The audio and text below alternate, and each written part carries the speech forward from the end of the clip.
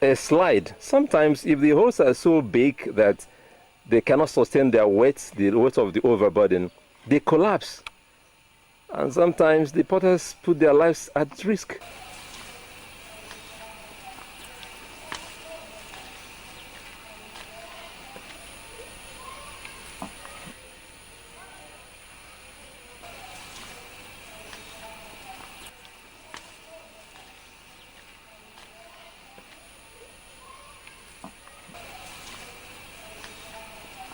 In some areas, the clay is filled with water and allowed to soak, absorbing as much water as possible in a process called slaking.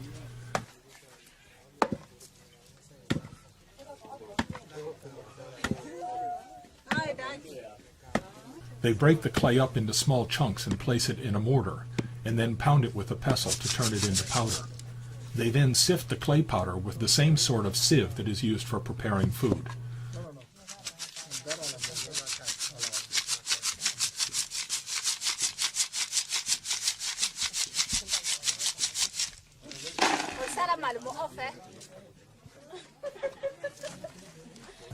In another area of the compound, potters or their children may be smashing up old broken potsherds between two stones to produce a grainy material which is called grog. This is clay that has already been fired once, and so when it is fired again it will not shrink. The grog is added to the powdered clay, and both are then kneaded together with water to produce the clay body that can be used for making pottery. Here you see one of the daughters of the family whose job it is to knead the clay by foot. She systematically circles, kneading the clay, and then adds new fresh powder and kneads again.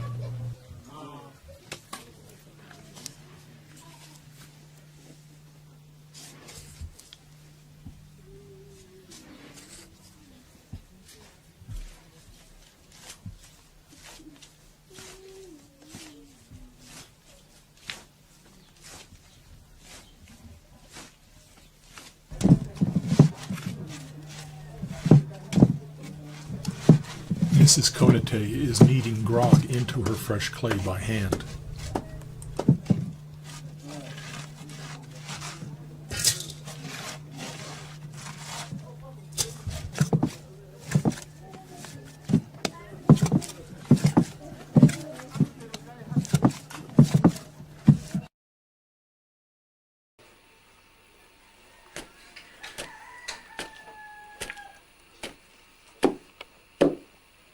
Among the Igbo peoples of southern Nigeria, the clay may be placed in a shallow trough and kneaded into a uniform mass using a pestle.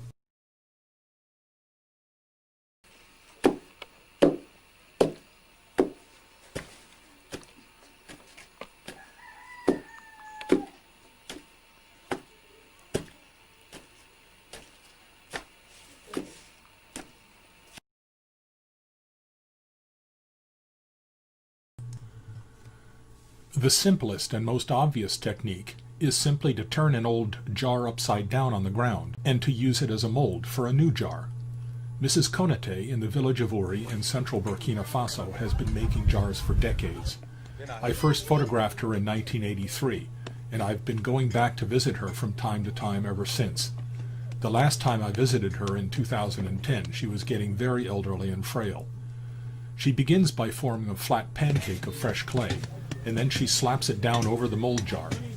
She uses a beater in her right hand to spread the fresh clay out over the mold jar, thinning it and spreading it.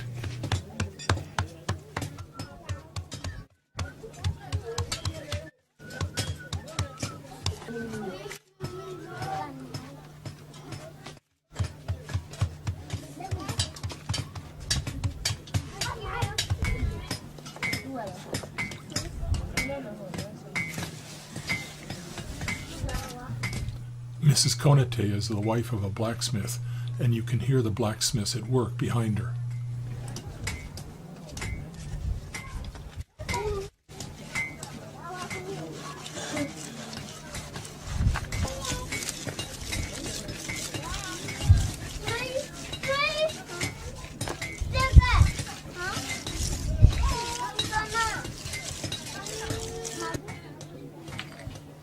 She uses a coil of fresh clay to form a ridge around the base and then shapes that with her fingers into a flat bottom that will support the pot, when it is placed on the ground.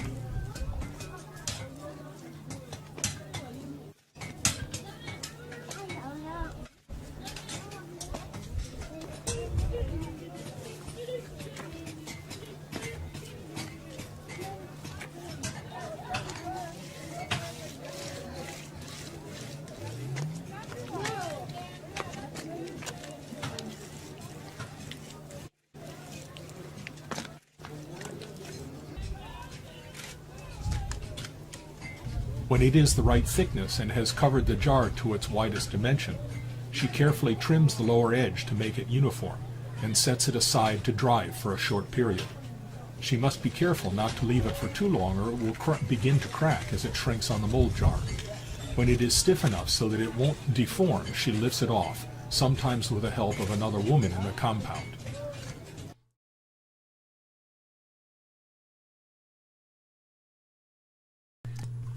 The concave mold technique is the first technique that I discovered when I first went to Africa as a Peace Corps volunteer.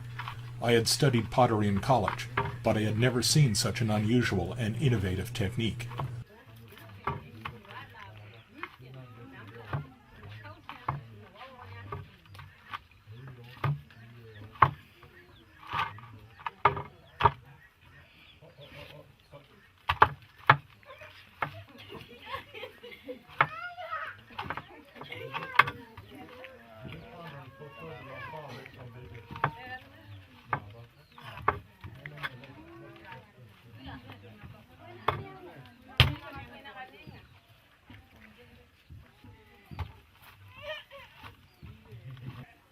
The potter has a shallow depression, or sometimes more than one, in the floor of her workshop, or even in the space she uses as a kitchen, so that she can go from work to cooking after washing her hands.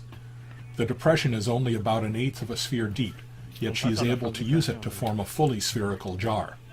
She kneads fresh clay into a thick round mass and places it in the mold. She then uses a mallet in her right hand to pound the fresh clay into the mold, thinning it and spreading it.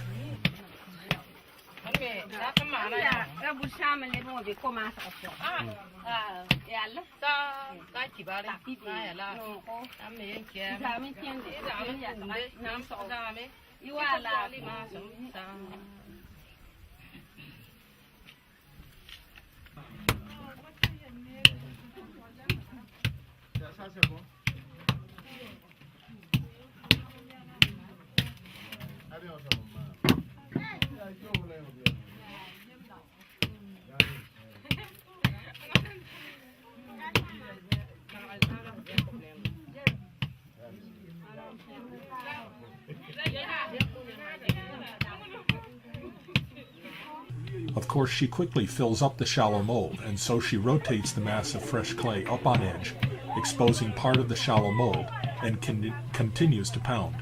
She rotates and pounds, building the spherical jar larger and larger. From time to time, she stops and uses her fingers to consolidate the rough clay around the edge of the opening. Occasionally, when she discovers she has run out of fresh clay, she adds a fresh coil around the rim and continues to pound and rotate. The technique produces a very thin, light, strong spherical jar.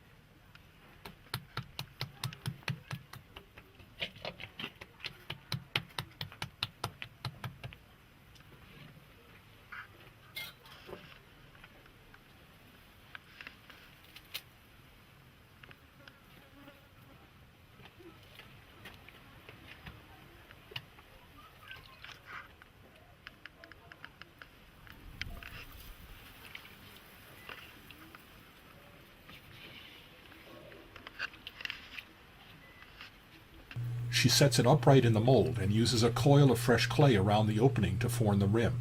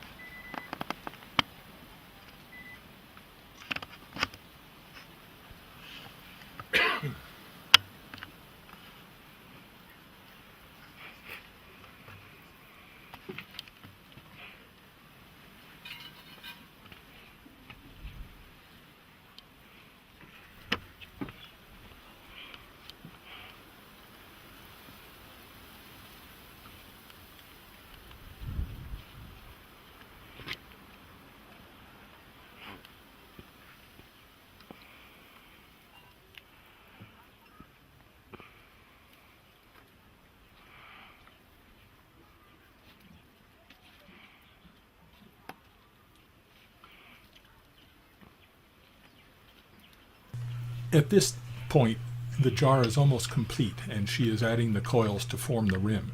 She carefully